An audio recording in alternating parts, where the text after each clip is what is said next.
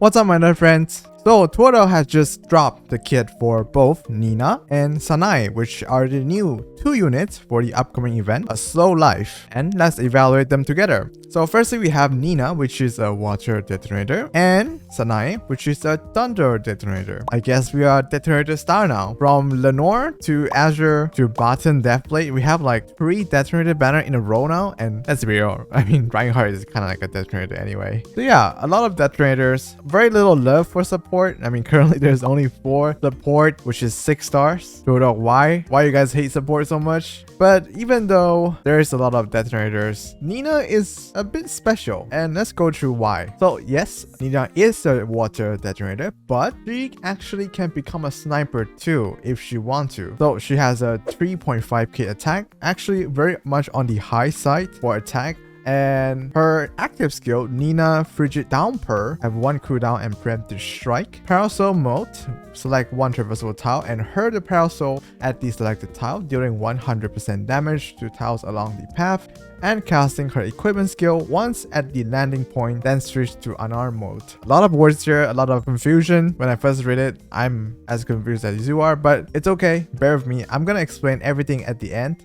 And then we have unarmed mode, which is reclaim the parasol, dealing 1000 damage to tiles along the path, then switch to parasol mode. That is a huge multiplier, 1000% damage. She has single-handedly the highest multiplier in the game for a single skill, higher than actually the highest multiplier, which is Lola, which is 900%. And Lola can only hit 1 enemy once. Nina can actually potentially hit like a single enemy more than 1 time because it says damage to tiles along the path. So if you hit a 2x2 enemy, you can potentially hit it 2 times or maybe even 3 times if the ability works like Hachi and Gin, which you can like curve the abilities. So yeah, this skill is potentially omega broken. Like the multiplier is through the roof. The potential of hitting a 2x2 enemy 3 times, if it worked like Hachi and Gin, that is 3000% damage, and this is only 1 cooldown.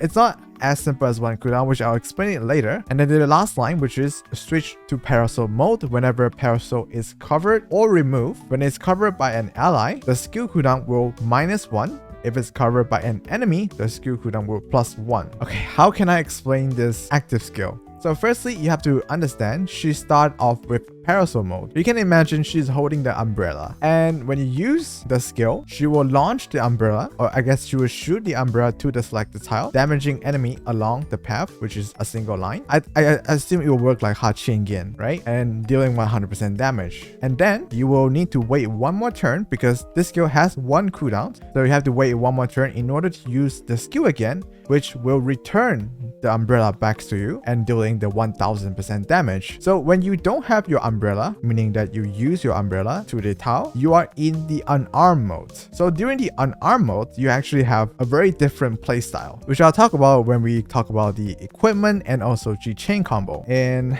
let's just say the unarmed mode is weaker, but not really, okay?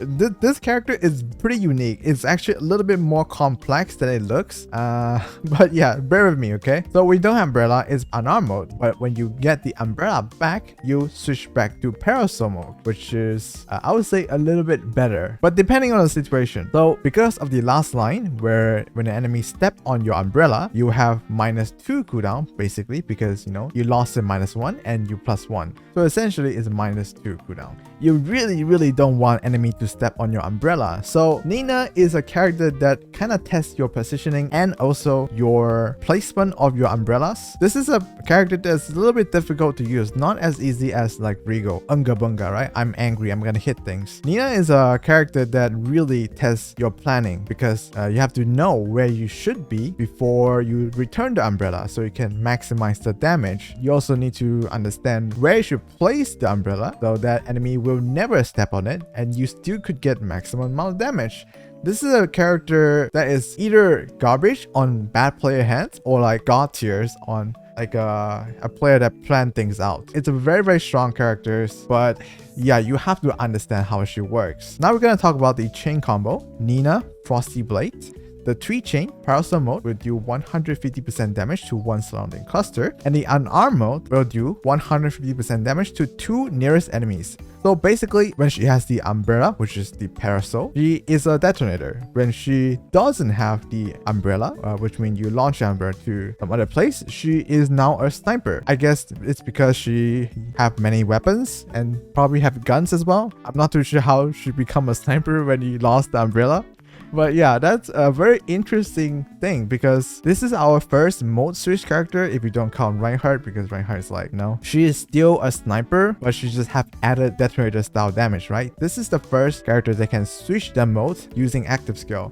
And I find it really, really interesting because you're basically paying one character and you get both.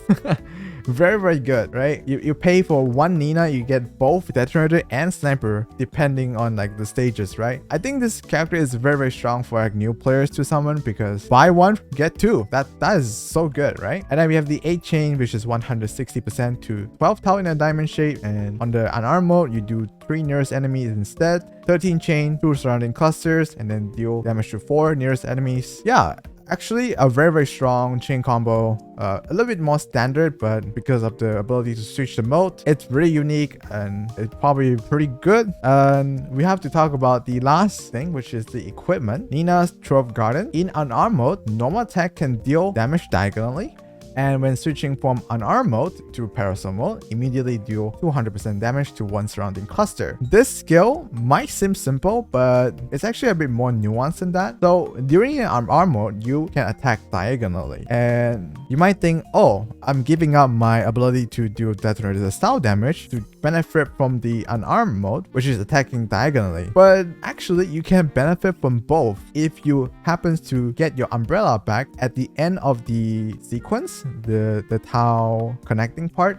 So I'll just put an example here. Let's say you're fighting a 2x2 enemy, right? And you place your detonator at the end of the tau you're landing on. You can both benefit from the attack diagonally and the detonator style chain combo, because you already reclaim your umbrellas at the end of the chain. So you are getting diagonal attack, you are getting the 200% damage to one surrounding cluster when you get back your umbrellas, and then you're also doing a chain combo damage. So this character is actually insanely complex. I mean, you can either go for the detonator style, which you would get the attack diagonally, the 200% damage, and then the detonator, or you can go for the sniper part, which is going for the umbrella 1000% damage, and then just hit really hard with active skill. She is really, really good, and I really want to summon for her. She just seems such a fun character to use and abuse that many other players that just don't understand her kit can't do it. Like, she is so interesting, man. I cannot stress it enough. And if she works like Hachin Gen, man,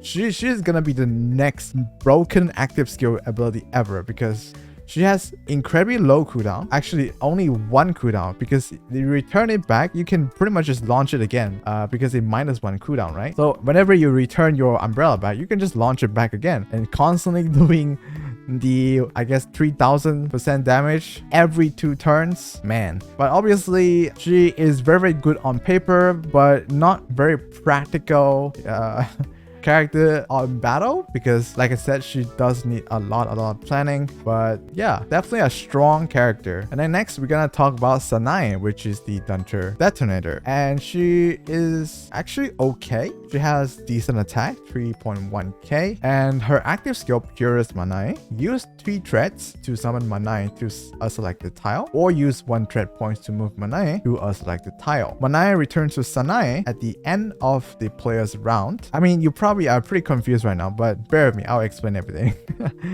She's one of those characters, man, that you just read it and like, okay, what does she do again? Manae keep her position relative to Sanae when moving and dealing defense ignoring damage equal to Manae attack to encounter targets along the way. Manae inherits 70% of Sanae basic attack, and during Aurora time grant the ability to move Manae at 1 additional time.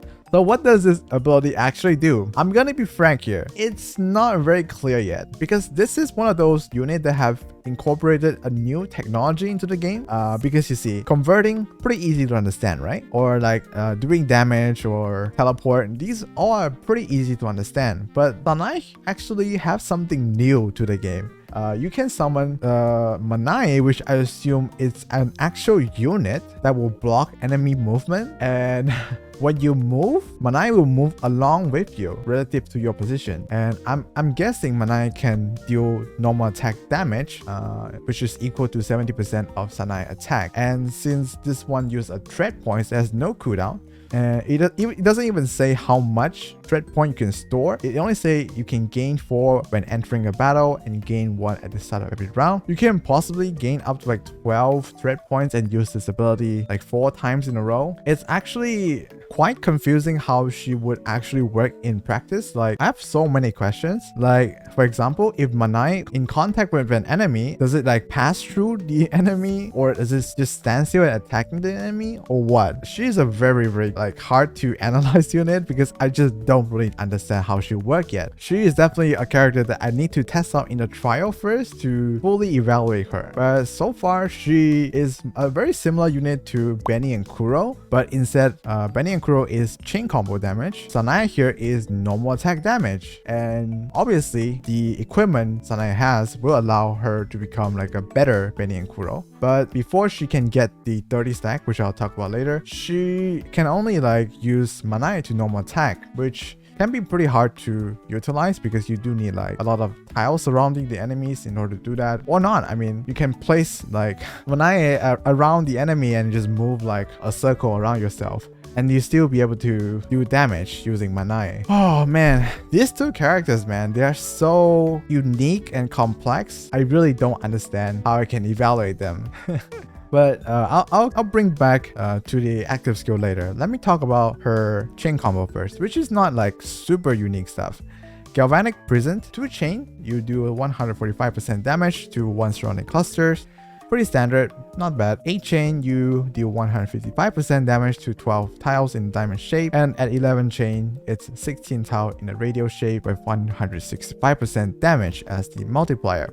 This chain, nothing too special. The only thing special about it is the equipment, which will be the puppet act. Gain 1 stack of threat marks when Sanae deal damage. Each stack will increase Sanae attack by 2% of the attack she inherits from Sanae, up to 30 stacks. So Sanae can get up to 60% increased attack. Yeah, pretty good. She can actually do more damage than Sanae herself. And once Sanae gain 30 stack of threat marks in total, or she gain a total of 5 stack in a single round, which is not too hard, I assume, Sanae will be able to release chain combo simultaneously with Sanae. So yeah, this is why I said she is a better Benny and Kuro, because you only really need to attack with Sanae 5 times in a single round to get the Benny and Kuro effect. Obviously, Sanae is 3 turn cooldown and Benny and Kuro is 1 turn, so it's not that comparable. Obviously, you have the 3 turn cooldown ability, you have to be stronger, right? But yeah, this will allow Sanae to do a lot of damage when she uses the active skill. And yeah, I assume this one will combos pretty well with like someone like Florine as well, because you're getting 2 chain combos, right?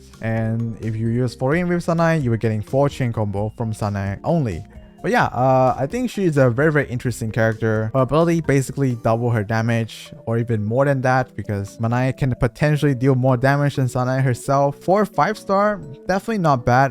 My only problem with her is her breakthrough might be pretty important, because first thing first, I'm assuming the threat points gain 4 points upon entering a battle might be the breakthrough tree, and you probably will need that for like a burst comp for Florine, for example. And the last breakthrough might be the Aurora time, grant the ability to move Sanae 1 additional time. So yeah, her breakthrough might be very like impactful for her, basically granting her ability to like use the active skill another time when you use Aurora time, and also having the burst comp ready on the first turn. But overall, I think Sanae is definitely a good addition to the game because of the new technology of moving another characters that you summon. But yeah, definitely do need some testing for her first. If Sanae just literally just disappear when you come in contact with an enemy, then she might be like pretty bad. But if she constantly attacking an enemy, even though like the enemy is blocking Sanae movement, then yeah, she can be a very fantastic unit. Very easy to get the 5 stack in a single round. Definitely a very cool character. And since we analyze Sanae, let's look at their background. So Nina is 14 years old, birthday on August 7th. Nice, we can wait.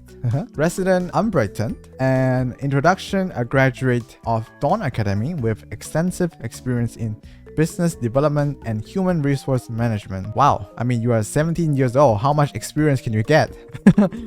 Owns clothing, jewelry, and weapon shops. Damn, I mean, my girl is 17 years old and is already a business owner of multiple shops. Look at me, I'm like in my 20s. I'm just making YouTube videos.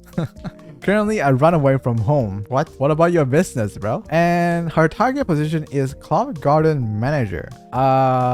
Okay. I don't know why you would want to abandon your job as a boss to become a manager, but okay.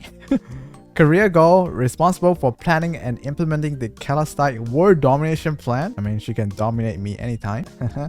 Interests, she finds joy in horror story, the elegance of afternoon tea. Is she like an Ojo type character? Wait, no, stop, get out of my head. I'm definitely not simping for VTuber. And yeah, she also like sun-kissed quills. Not too sure what that is. Let me know in the comments if you know what that is. Excel in fashion design, gemstone design, and appraisal, and weapon manufacturing. She's like so talented and she just wants to become a manager in my garden. Okay, sure, I guess. Why though? And at 17 years old as well. I don't even know what I'm doing at 17 years old. Just playing video games. And then we have Sanae resume, which is 19 years old, March 21 for her birthday, and is also Unbrighton. Introduction, she can take care of house cleaning, gardening, and various laundry's work. Broke more teacup than she washed. Okay, starting up strong. Parts of Miss Nina, bliss of necessity when leaving home. I guess she is taken. Target position, partner of the Cloud Gardens manager. Career goal, not to be fired. I mean, hashtag relatable. Interest, she finds joy in all kind of raw food. Okay, the only raw food I want in my mouth is sushi. Fantasizing anytime and anywhere, as well as talking to the puppet Manae. Very interesting character. I find her to be more relatable than Nina, which is like a prodigy or something. So yeah, that is all the new character for the Slow Life event. Let me know what you think. Would you summon for Nina or Sanae? A word of caution for people who actually plan to summon. After the Soul Life event, we are most likely going to get our collab with Persona 5 Royale, which I'll probably make a video talking about it in the future. And for all the collabs, most likely it will be limited units. So if you are free to play, maybe you want to save a little bit of currency to summon for Persona 5 Royale. But if you do find these characters interesting, which I actually do find them very interesting, you can go ahead and summon for him. Especially Nina, because I think she is one of those characters that if you get one copy, she is already very strong. But yeah, that's it for me today. Hope you learned something, and I'll see you all in the next video. Peace.